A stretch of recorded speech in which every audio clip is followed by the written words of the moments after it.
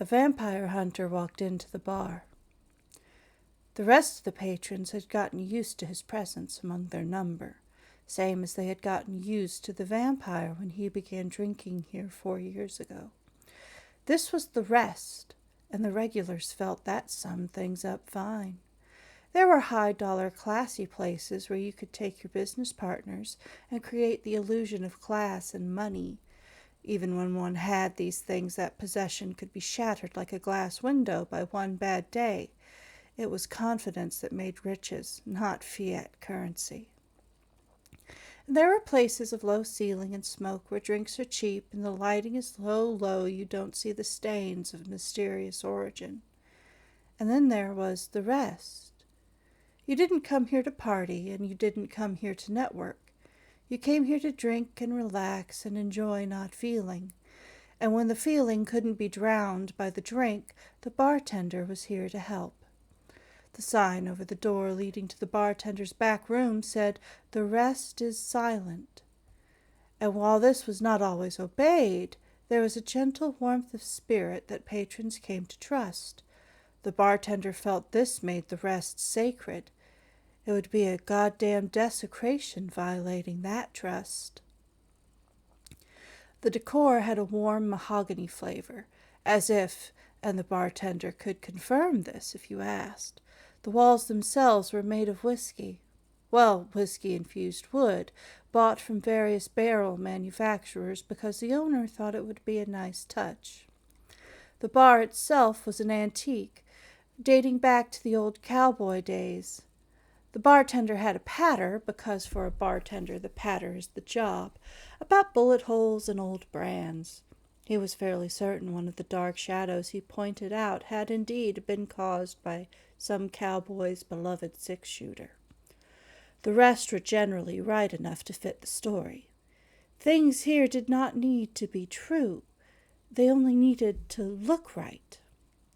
This was Texas, and the bartender could paint an entire western out of those shadows, filled with outlaws and Texas Rangers, and, should the drinker strike the bartender as being a little less than PC, all the Indians one could desire. Of course, he had a matching tale for any First Nations people who happened to walk in, one that praised the bravery of those long-abused cultures while avoiding possibly touchy subjects like General Custer and Wounded Knee. Perhaps these stories would be less than accurate. The bartender was blurry on the relevant history. He did not know that one of the UT businessmen passing through had sighed to the other passengers in their car, "The bartender was a racist," but at least he'd been amusing.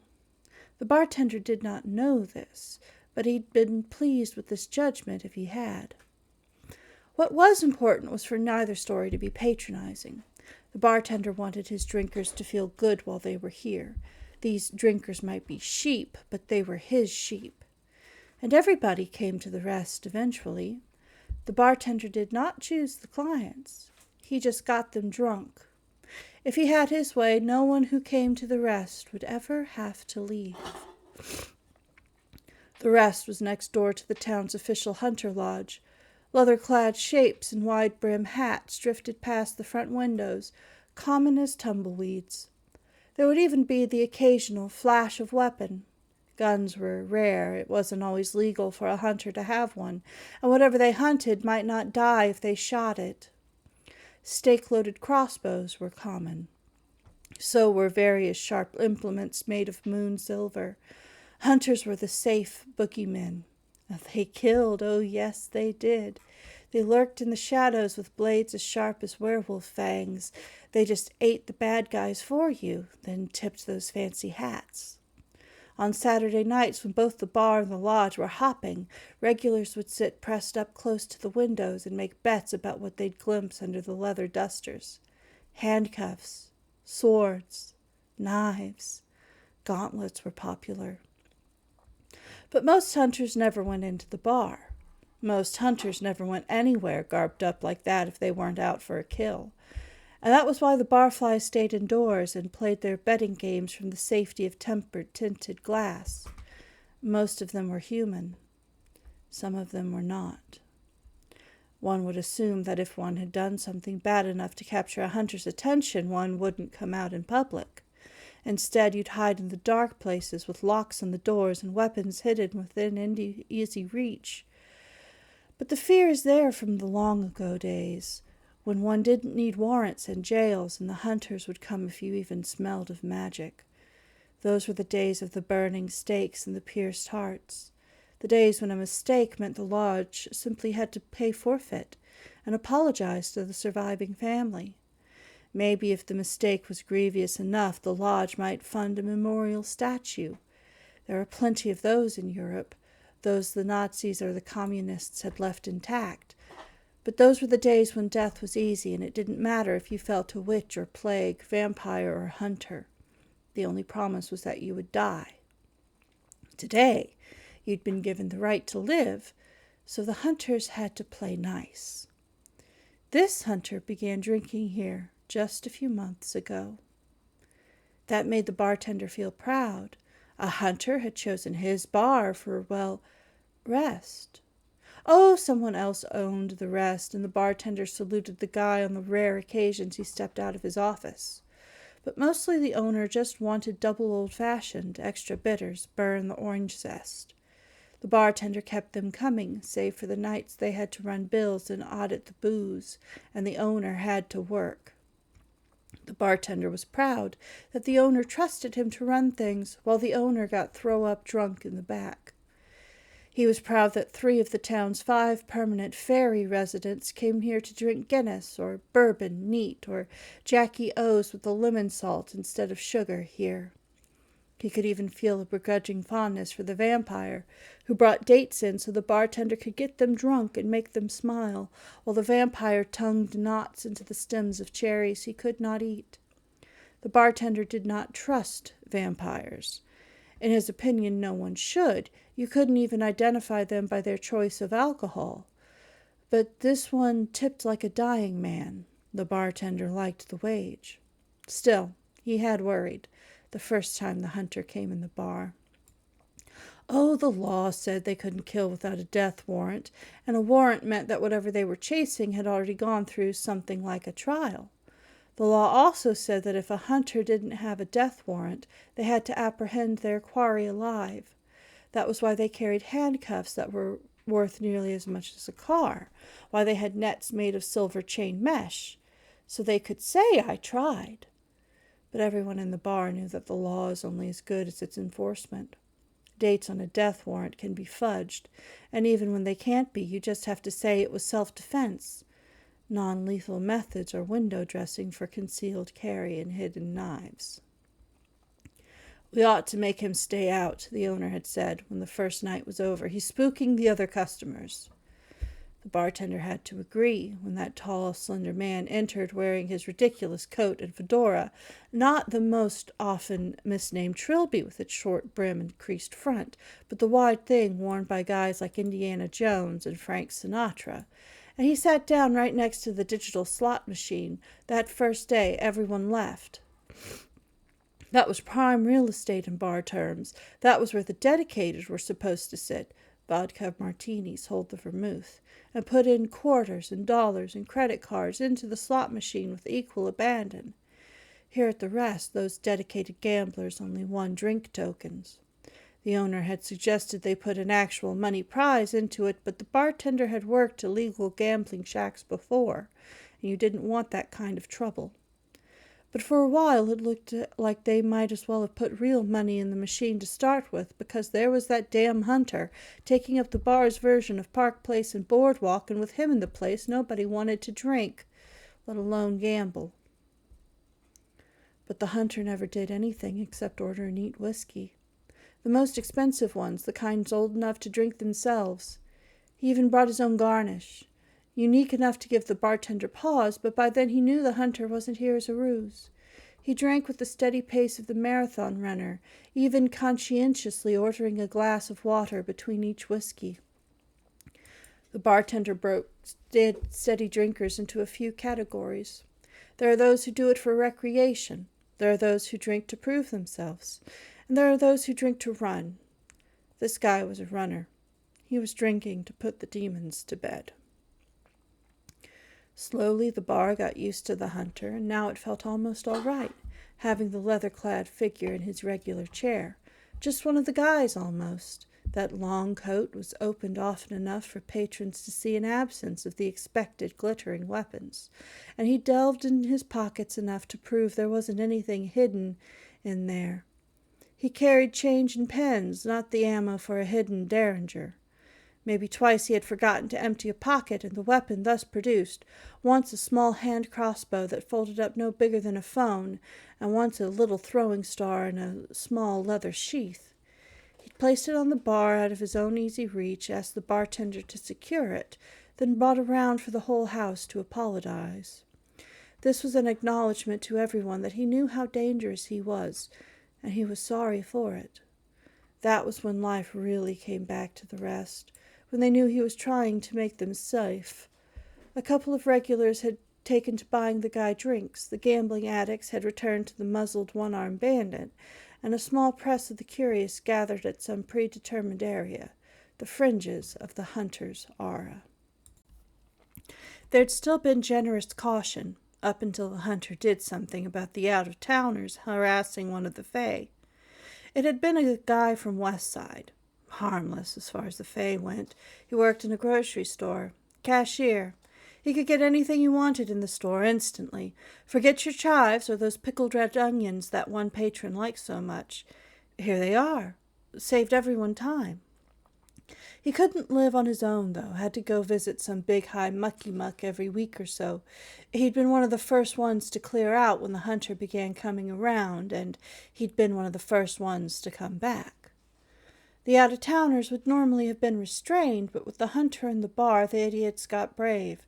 After the first round of insults, the hunter had stood up and politely invited all of the strangers to a game of pool. They shot, and the hunter just wasn't very good at it. Oh, occasionally he managed a couple of fluke shots, and the guys had been ribbing him on, letting him win even. They were laughing and buying drinks. Laughing and buying drinks, and when the hunter looked like he couldn't stand on his own 2 feet, the out-of-towners had asked if they couldn't put a little bit of money on the next game. The hunter agreed and lost $20. "Hey," he said, "hey, won't you let me get that money back?" Slurring his words like grease across glass, unsteady on those black-booted feet. "It's only fair you give me a chance to make everything right." Strangers conferred, then said, Sure, only now the price of admission is $100. The hunter laid that 100 down. Then he took the pool cue and broke the racked-up balls as smooth as any pro the bartender had ever seen. He would have liked the show to have lasted longer, but the hunter had sunk 5 balls on the first go, sunk 2 more with his next shot, and he just kept going, doing trick shots with the last few balls to make it look even more impressive. "That's not fair, you tricked us," one of the out-of-towners said, and the hunter grabbed the guy and planted him face first on the pool bed felt. He now looked stone-cold sober. "The only reason you're walking out of here with all your bones intact is I like this bar," the hunter said. "Give me my money and don't come back." The out-of-towners left. The hunter handed the money to the Fae guy, all of it, including his $120 of bait. "Stand up for yourself, kid," he said, then walked back to the bar and ordered a drink. That was when the rest of the magical patrons started coming back, too. The tarot reader who could fix wounds, the folklorist with a speciality in the dark stuff of the occult, the stuff that Lovecraft guy had covered. And last, but certainly not least, the vampire returned. The bartender had never known the guy alive. The vampire moved to town dead 4 years ago. He'd come in with people. Boyfriends, girlfriends, always out-of-town people. These guests would come back to the rest once, maybe twice, and usually they left after 1 or 2 days with the guy. It wasn't quite wham, bam, thank you, whomever, but it was clear these were not permanent relationships. And the vampire was loaded. He didn't care what his dates ordered, as long as they flirted with him the whole time. He was here tonight. He and his guest, a pretty blonde thing, had showed up a few minutes after the hunter did. A trio of young frat boys had taken up the table right behind the hunter and were pointedly not paying attention to him, the same way these kids did not pay attention to the hot ex-stripper who came in on Thursdays to drop a lot of money in the slot machine's hungry maw. The bartender was amused. This rebound reminded him of how bodies heal after being broken, the two edges of skin rolling up over the violation like rising water. It was the same, he thought, when a regular died. This had happened a few times in the last few years. It was simple and expected, drunk driving, a car gone off the road into one of the marshy places around town, just deep enough to drown in. Such a shame, such a terrible devastation. Such a good thing the drunk had passed out there when they were alone, and not when they occupied the same road as some innocent, maybe a family with a child. If a drunk has to pop off, it's best they do it alone.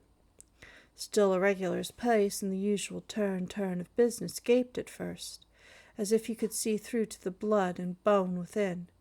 It opened old aches within everyone else. People wouldn't come here as much, wouldn't drink as much.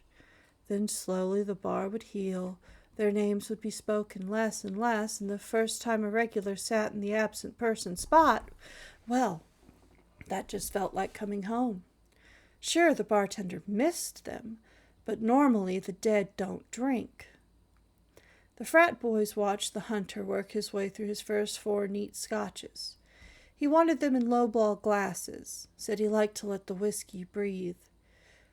The hunter came in at 5 every day as if he had just stepped off a job, walked up to the bar, ordered the first drink and paid for it. And that was another interesting thing. The bartender had no problem letting a regular set up a tab, and at the rest that was the sign that one had graduated, a sort of religious induction. But the hunter had refused the offer. He paid for his alcohol piecemeal, waited until the bartender had rung up his drink and given the hunter his change before taking the first sip of a fresh glass. That was how the bar learned he was always here and armed. With that coat opening 5 or 6 times a night, there were no weapons to see. One of the boys lurking behind him said, "You're one of those vampire hunters, right?" It was the first time anyone ever asked the hunter a question. The bartender braced himself. Men who drank the way the hunter did, sometimes they exploded. The bartender remembered one guy who certainly drank like this guy, who put his foot through the display case of vape juice up at the end near the cash register. He'd been asked how his day was, and his answer?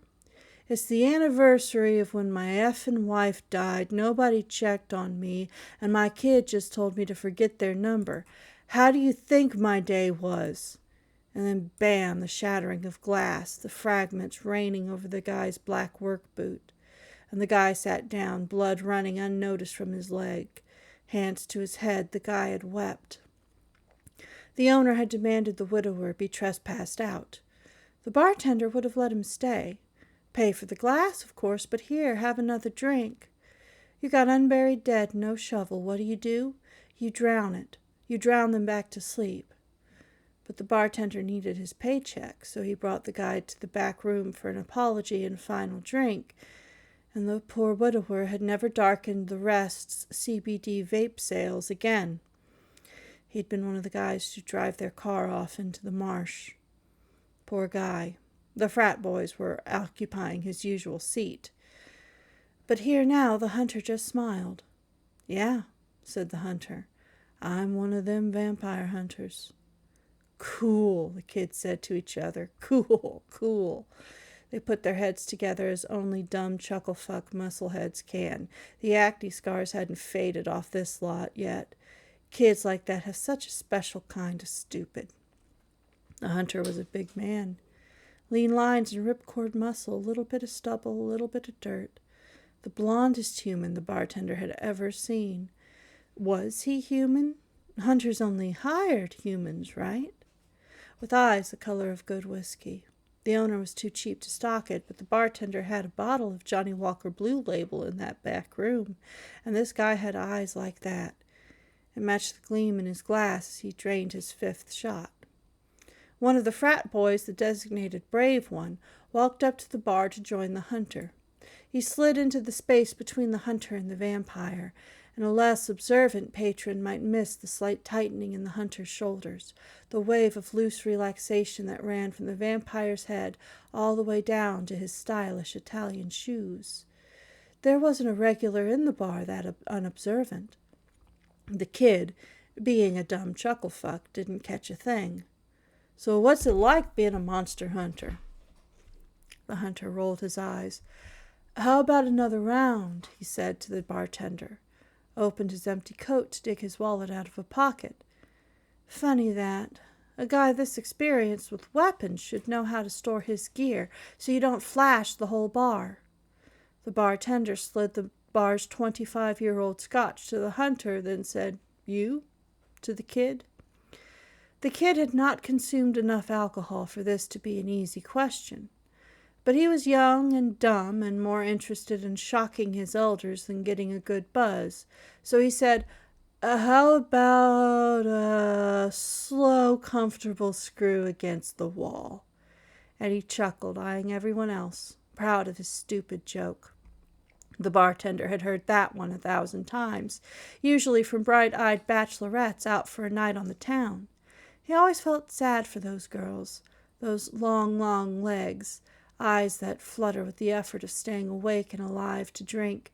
They didn't understand how easy it would have been to pick one of them off if they weren't transversing in flocks for safety. He hoped they all understood the importance of staying together. Never leave a girl behind.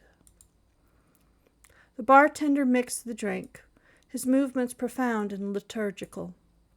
Open shaker, add ice, grab vodka, begin the pour. When you're new, you need to use the small double-ended object called the jigger.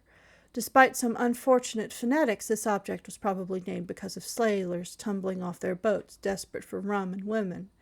Bartenders with an unsteady hand would also rely on that small double-ended cup. But as you get better at your work, you don't need it, and today the bartender poured by memory and instinct.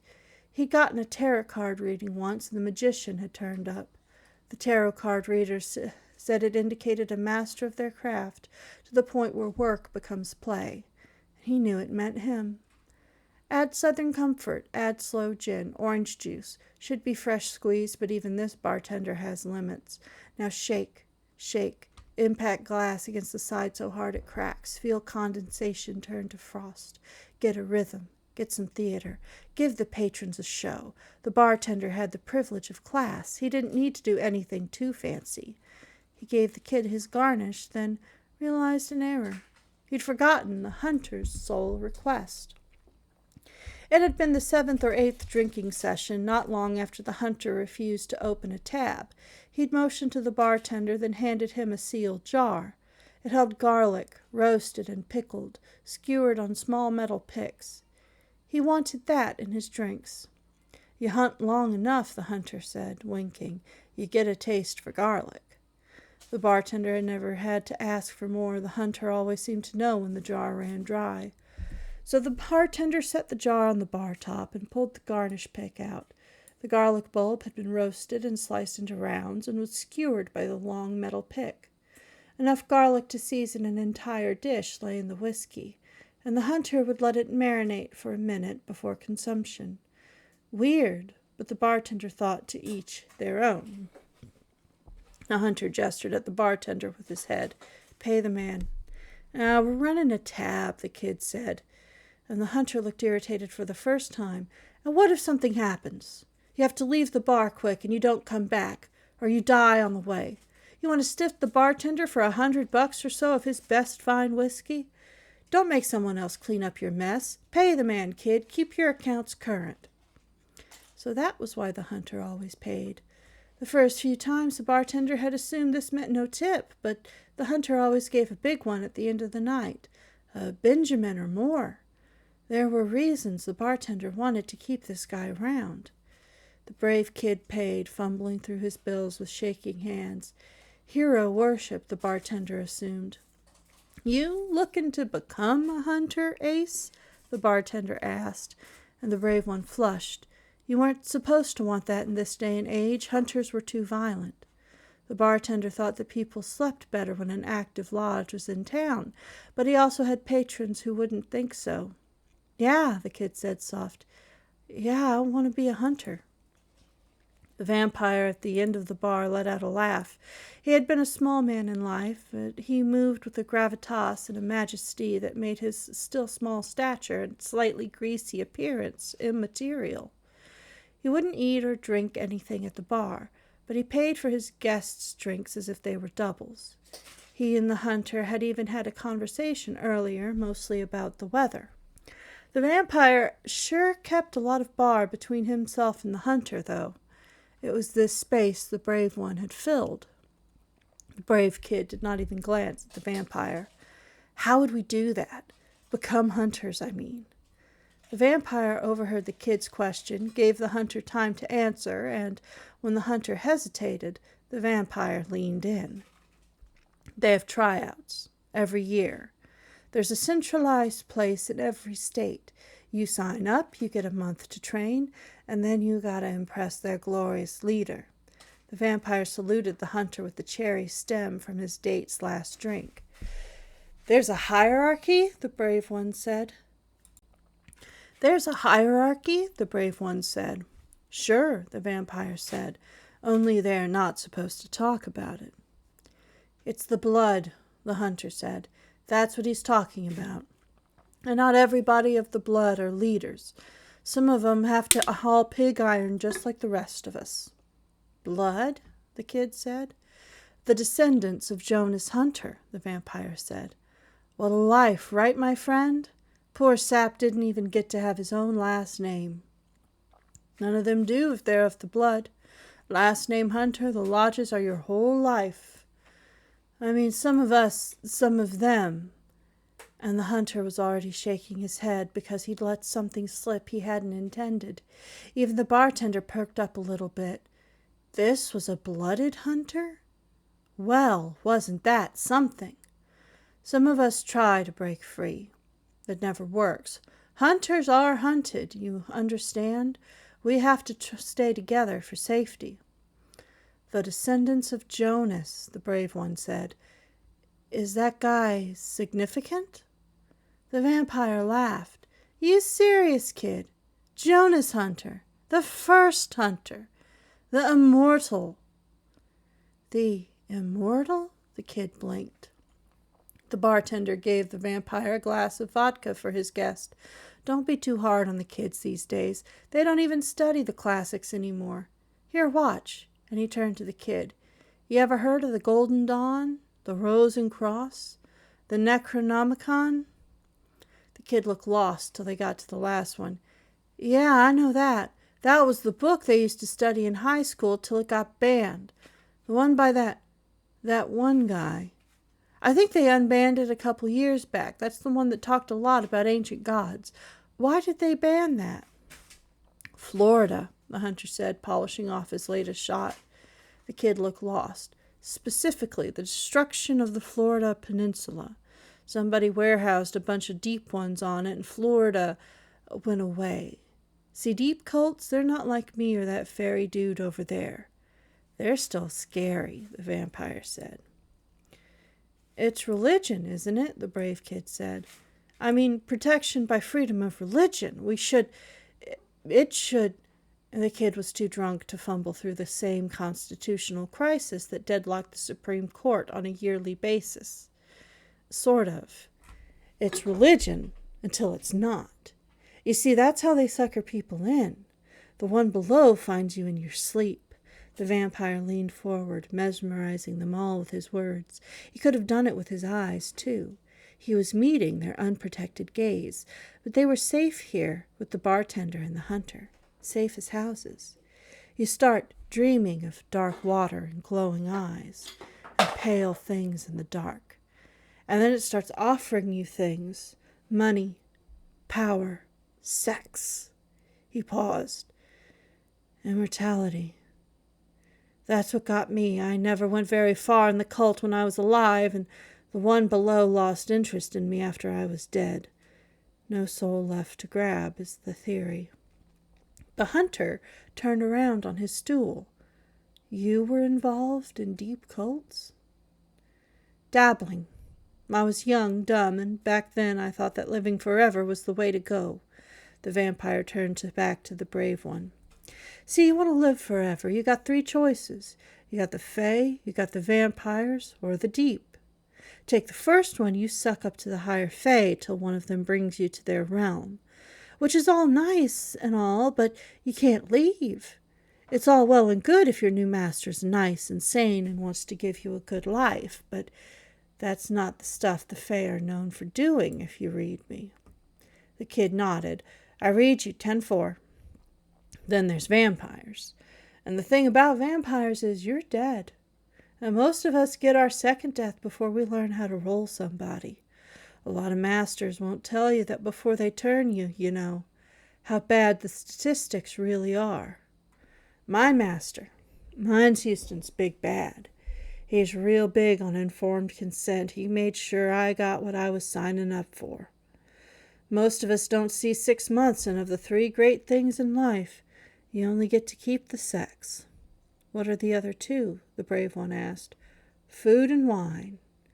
Well, any chemical, really. Our systems are too sensitive. No booze, no burgers. Sunshine, we can look at it, but it'll still cook us faster than a turkey leg. So when I met one of the devotees of the one below, well, it sure sounded like a better deal. The vampire stared straight ahead, one hand on the shoulder of his date. Not like he was caressing her, more like a long-time drunk gripping vodka as he expressed his demons. And was it? The brave one asked. A better deal? I'm here, aren't I? The vampire said. I'm dead. No, he sighed. No, it wasn't. Not at all. The bartender was leaning in. He'd never met a cultist, even an ex-cultist, before. This was new and exciting. He had so many questions.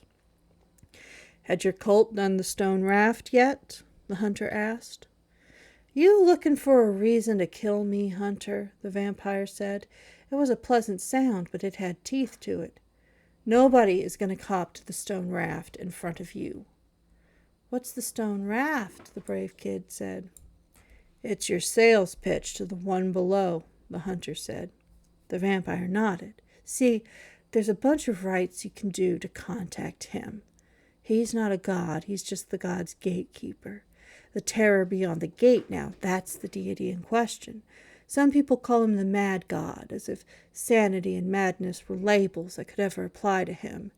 But the terror contacts nothing. He goes through the one below. And nobody really knows what that one is, not unless you succeed in the rites. There was silence. Even the bartender found himself leaning forward, waiting for the vampire to continue. He contacts everybody who pleases him. You find him in your sleep, and he tells you to do things. They said that he found his way into the Marquis de Sade's dreams once, and he left because even de Sade had a limit. You see, that's what the one does. He asks you to do things, to hurt people, screw people, eat people. It starts small. Little obscenities, things you don't mind. Kind of like when you get a new girl and you want to know what she'll let you do. Then he'll ask you to do more. It'll be dressed up in occult terms, but the reality is none of that matters. He's not wanting you to raise power or learn the secrets of the universe. He wants you to blacken your soul for him, to go so far you've got no choice but to continue to follow him down when he asks you to become inducted. And then what? The bartender said, and cursed himself. He didn't like that he'd been absorbed by the vampire's story.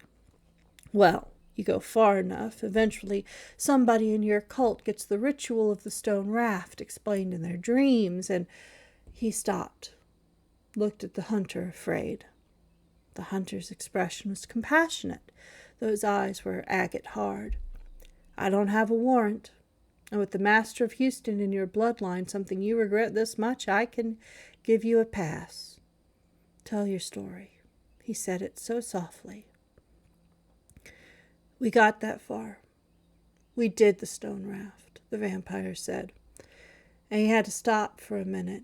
He waited for his date to drink her vodka and watched her every movement. He seemed to hunger for that drink. Or maybe not the drink, but the relief that drink represented.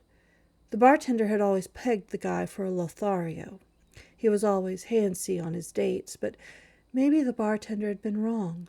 A vampire could get drunk, but only from blood. You needed someone else to drink, and drink a lot, to find your way to the safe places alcohol provided. Maybe the vampire was a runner, too. After a few minutes, the vampire continued. The cult was bad. The things we did to other people, to each other. I remember the other members the way you'd remember your rapist. Because they were that to me, same as I was to them. We'd been at it for years before we finally got to the stone raft. We were all living in the same house, sleeping where we passed out from the drugs. We'd lose a few people each year to overdose or injury and have to clean up long enough to recruit more. We had this desk full of papers to record our spells and experiments, and I hated it because it was concrete memory. It said I had really done those things, that I would continue to do those things. There were times in that dark, dreadful house I considered taking my own life because it was worthless by then, and worth less and less every day. But I didn't want to die, so I kept on doing it. Finally, the raft. It's a sacrifice, insane and demented. You build a raft or a boat shape made of stone, and the victim goes in alive. You drag the thing to the water, and you let go and wait to see if it works. It only works if your soul is rotted out the right way, enough that the one below desires you. My own soul wasn't soiled enough, but our master, she was ready to be inducted. She woke from a dream during the first true sleep she'd had in months. No booze, no drugs. She went to the desk where we were keeping our records. The one below promised her that if we did this stone raft, we'd summon his minions, the deep ones. Yeah, said the brave one. I remember those from school. People turned into them because of what? Mixed breeding? The hunter chuckled. It never fails. What? The bartender said. That damn book. The Necromonicon. Lovecraft wanted to be the Darwin of the spiritual world, and I guess he was. He found things in his journeys that no one else has ever found because no one else has ever wanted to. We can't even be sure that all of it is real. Some of it has to be fiction. But too much of it is true, and we have to keep that book and learn from it. Otherwise, we won't know what to do when things like the Terror or Beyond the Gate or the one below show up. But the guy was more afraid of Polynesian religion than he was of the stuff that lies outside of reality. Of course he assumed it was misgeniation that made the deep ones. The guy got more wrong than he did right. The vampire nodded, still caught in the crystalline matrix of his story, like the glimmer of light through a cut crystal glass. Well, we didn't know any better. Most of us were getting old. A couple of us had come for other reasons.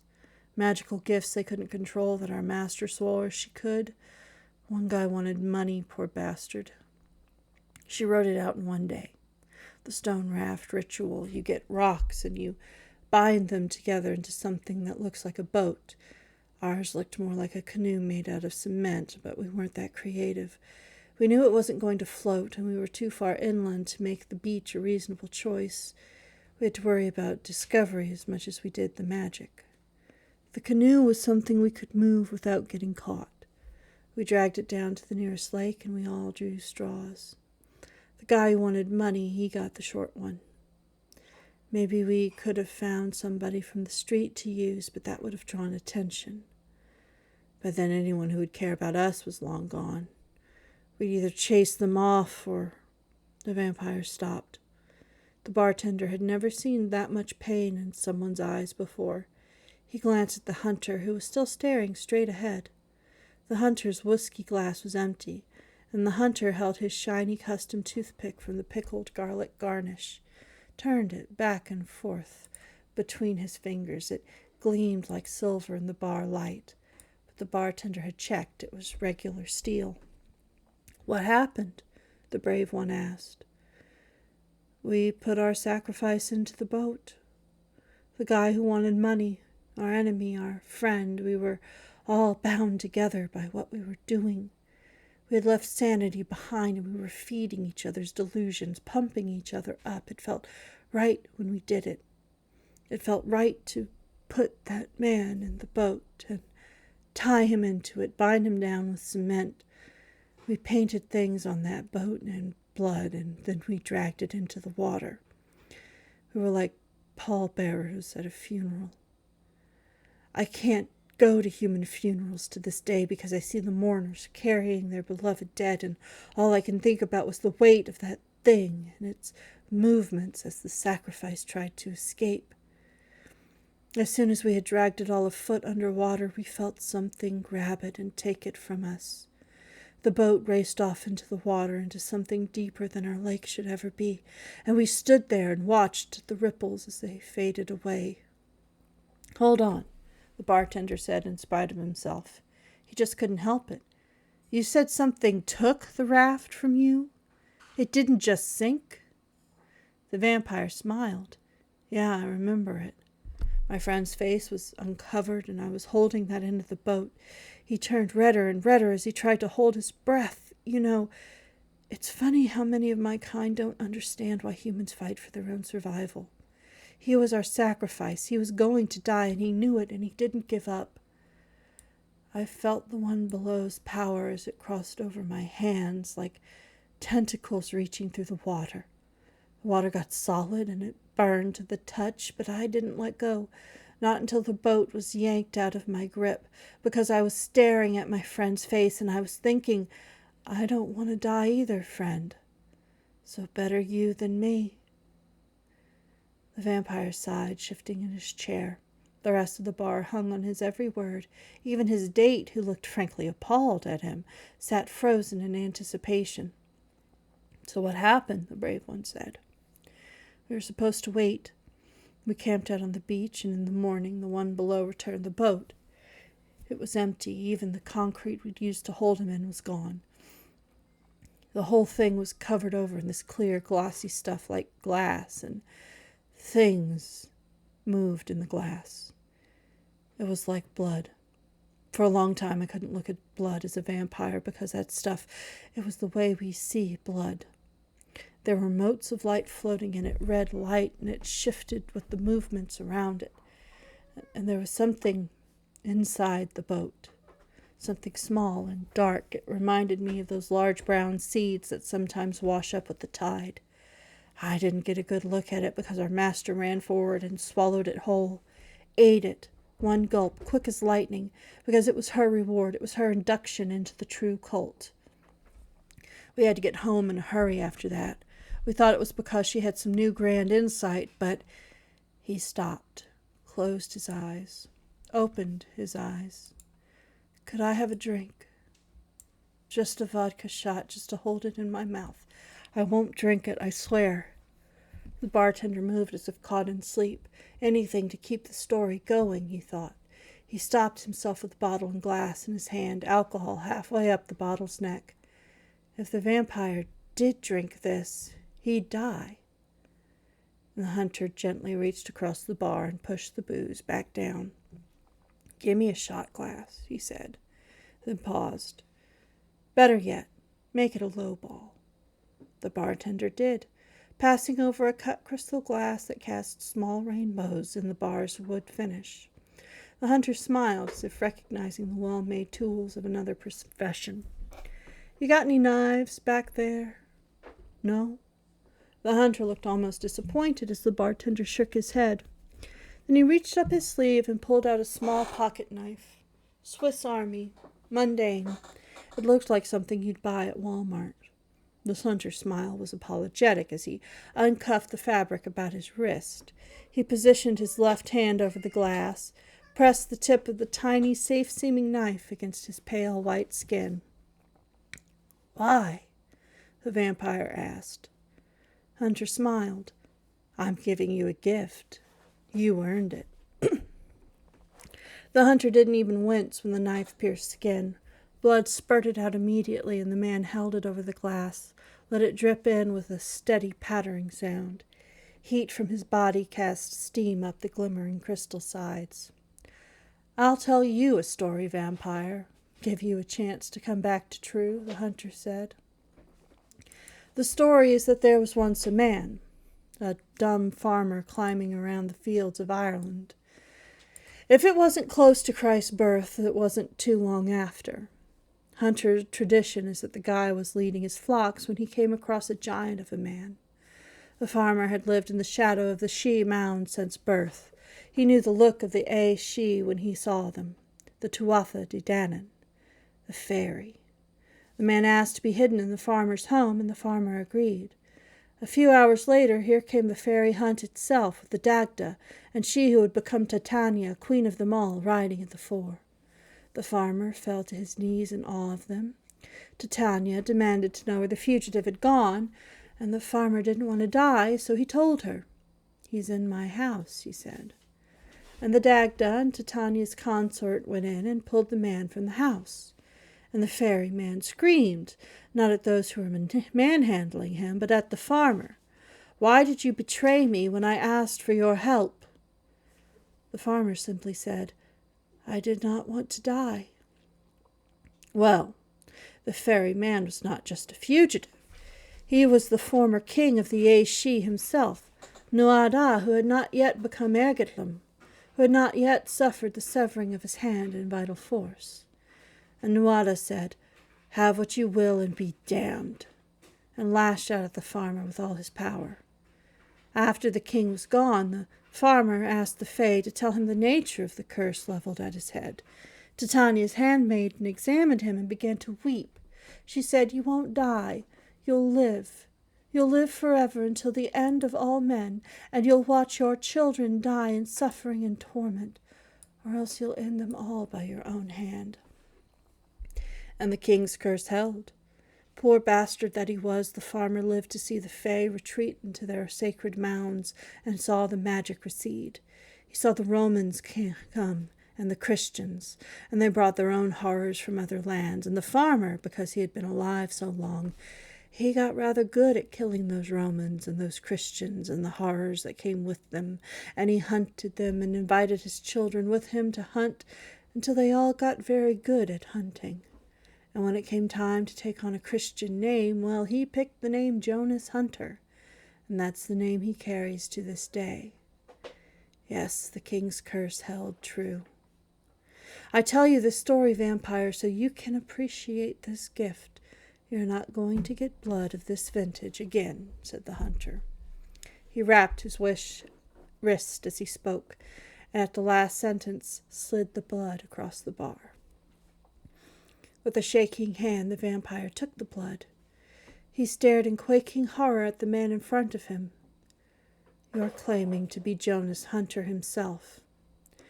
Claims are worthless till proven, but that blood has 6 Scotch doubles in it." A slight quirk of the lips. The vampire took the blood and drank it in one go, and he sighed. "Ah, you don't lie. I can nearly taste every year, and of course I taste the booze." Well, that has purchased the end of my story. But the vampire's hands were shaking as he set the glass down. My master urged us to return to our house because she was not long for the human world. What she had consumed took root within her. It replaced her heart with its own substance, spun itself through her limbs and reshaped them. She became this thing that crawled on all fours, eyes like pools of silver in the moonlight, a mouthful of teeth like daggers, suckered tongues like a colony of cephalopods took up residence in her mouth. I can't even call her she after that. It was big, and the first thing it did when the change was done was begin consuming us. There wasn't a piece of our master left. It screamed and it suffered, and it abused itself as it murdered us and ate us, but I was spared, and so were some of the others, and I still waited to see what it would order us to do. And it offered I don't want to say, I can't say it even so many years later. The dead have it easy, it's what the living do. And he stopped and lowered his head. "It's all right. Tell what you can," said the hunter. It began to change them one by one, change them to more of the deep ones, and that was when I understood the immortality the one below offers. It's just another death, but it's one that never ends. You pervert yourself, you become a monster in human form, and then you are betrayed into surrendering even that. There is no pleasure, there is no reward for inducting yourself into the one below's number. You just lose everything. What did you do? The bartender asked as the silence in the room extended. I ran. I ran to my true master, my vampire lord, and agreed to the turning.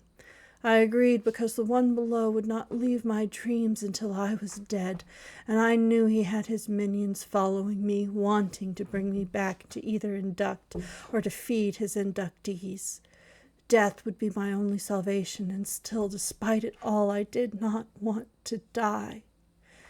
And the bartender heard the horror of the last sentence. It held within it the self-realization that even in the worst moment, the vampire feared his death more than anything else. It spoke of self-betrayal. And the air in the bar was suddenly filled with the promise of violence, because the hunter, no, the immortal hunter, Jonas himself, stepped down off the stool, and he looked different. He looked like what he claimed to be. He had been waiting, the bartender realized. He'd been waiting all this time for this story, this moment, all the nights of drinking, all the soft smiles and gentleness. It was just to get this story into the open. The vampire moved too, placing the girl behind him, squaring off defiantly. Jonas's hand was back inside of his coat, and this time the bar could not see what he held. You said you wouldn't kill me, the vampire said. I say a lot of things. Protecting your blood bag, the immortal said, nodding to the girl. It might come as a surprise that I protect my donors. Their lives are valuable to me. Jonas nodded. Seems they have a high tendency to die. 14 in the last 4 years since you moved here. Most of them disappeared without a trace. 5 of them found in the marsh. Yeah, the vampire said. 5 of them in the marsh. That must not make you real happy, Jonas said, since you protect your donors and all. The vampire dropped his head, his shoulders slumping, as if with guilt. But then he said, You thought it wouldn't bother me, the vampire whispered. I fought my way free of the one below. I threw my life into the grave and shoved my soul down hell's own throat to make that monster get out of my head. I gave up most of the living pleasures and no few of the dead ones just so that I would never have to risk that touch, the wickedness of those cold depths, ever again. So yes, it bothers me. He raised his head. His eyes were red with violence and blood, his fangs dropped and bare, visage inhuman with rage and hate. It bothers me when they're found with the marks I knew from the cult, and that stain of magic is on their skin. It bothers me that their precious lives, the treasures that they are blighted in the last hour by that monstrosity. It bothers me when they're found drowned in a stone boat and the marsh was too shallow to hide it. It bothers me that the nightmare I left behind is destroying those I love. Jonas nodded. I thought it would bother you. Same as it pissed me off when you began to feed the patrons of your bar to the one below. And the immortal's gaze shifted to the bartender. But then you always do see your customers as sheep. He tried to run. It was instinctive, the way cornered deer try to flee. In his soul, he knew this might happen some day, but he reasoned that it couldn't because he was careful. He'd stopped taking regulars a long time ago. People did miss the widower who had kicked out the vape oil display after all, and it helped that the vampire went through lovers the way most drinkers discard liqueur bottles. He'd been so sure that if and when the hunters came, they would come for the vampire first. and he thought that the one would have answered him long before this. Hadn't he done everything the vampire described? He'd slaughtered in that room behind the bar, the room with the rest as silent above the door. He kept the owner drunk so he'd never be tempted to check the storeroom. He'd warded it and consecrated it and built his altar and fed the blood of every safe lamb to it, while he cultivated the rest. But he'd never gotten an answer. Even when he found the stone raft ritual himself and followed it, dragged the writhing bodies of the sheep into the marsh and dropped them down into the deepest places he could find, there had been no dark, disquieting answer. Why would the god want the vampire and not him? He could spare no thought for that, because now it was time to run. But the vampire caught him before he could make it out from around the bar. It wasn't right, it wasn't fair, his regulars weren't supposed to turn on him. You thought I wouldn't know. You thought they were just cattle to me, the vampire said. You thought everyone in the world was a monster like you. The vampire said nothing. The bartender said nothing. You thought you'd take the blame, too. All those years watching us and observing us, and you took us all for fools. I don't like that, Jonas said. He still held the metal toothpick. Part of the batch he'd given the bartender. All of them were metal toothpicks. But they were too thick to be toothpicks, and he'd never noticed before. They'd been something else all along, hiding in the garlic. In his other hand, Jonas held something that looked like a small handgun, at least until he hit something on the device's smooth handle and the crossbow arms snapped out. That's why he believed I was here, why he kept me around when everyone wanted me gone. He knew I was hunting the dead. He just thought I was hunting you. I haven't done anything, the bartender said. You've killed 28 people in 5 states trying to get the one below's attention, Jonas said. And I'll admit, you almost got away with it here. I almost figured Vampire Henry was the one eating his blood donors. Except that he called me for help when I was still trying to confirm who the murderer was. The bartender looked at the other patrons. Help me, he said, especially the frat boys. They're going to murder me. You got to help me. Jonas held up his fingers. Before y'all do something stupid, I want to make 3 points. 1, I happen to have this. And he pulled out a piece of paper. It had an official seal and the wrinkles from something that had been sitting in a pocket for a very long time. It's a death warrant for you, from the last town you were in, for killing Tasha Banyan, Zach Gibbs, and Maura Morales. We found their bodies. You left enough deep focus magic to make getting this easy. 2, Congress with deep ones means I can kill you without a death warrant. While we were sitting here talking, your boss and 2 of my people have been in your safe room. That place behind the bar, they got a good look at what you were doing and signaled me halfway through Vampire Henry's story. Attempted Congress is enough, even if the deep ones aren't congressing back. 28 deaths, and the one below never even noticed you. You got your version of the stone raft off the internet, didn't you? Didn't bother to do any of the preparation, right? The vampire sounded disgusted. You know they leave stuff out of those rituals on purpose, don't you? And point 3, Jonas put his fingers in his mouth and whistled.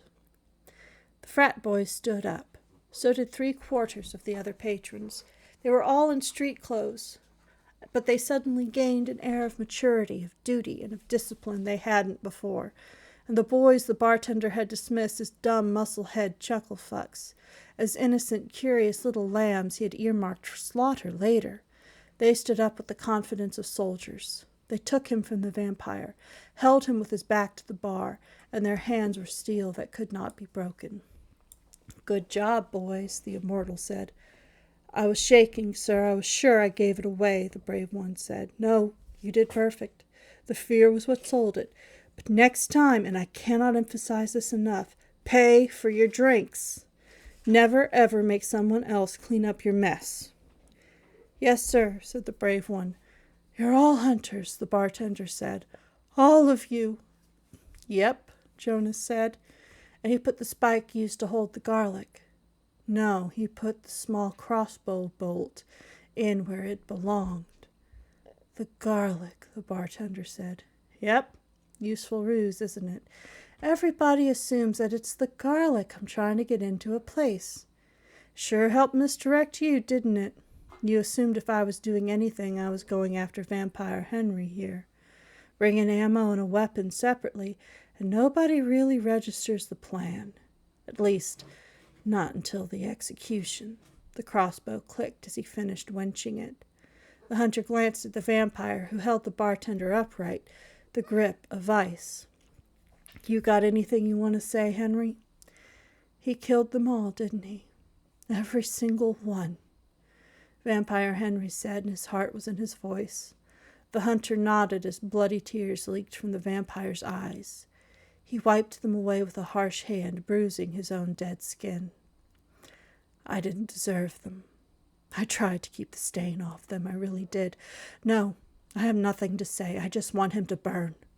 Make him pay for them, Hunter.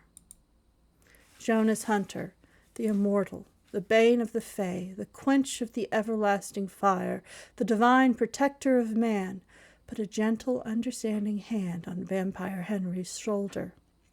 He will. I gave you my word at the start of this, and I keep it. Then he turned to the bartender and leveled the small crossbow.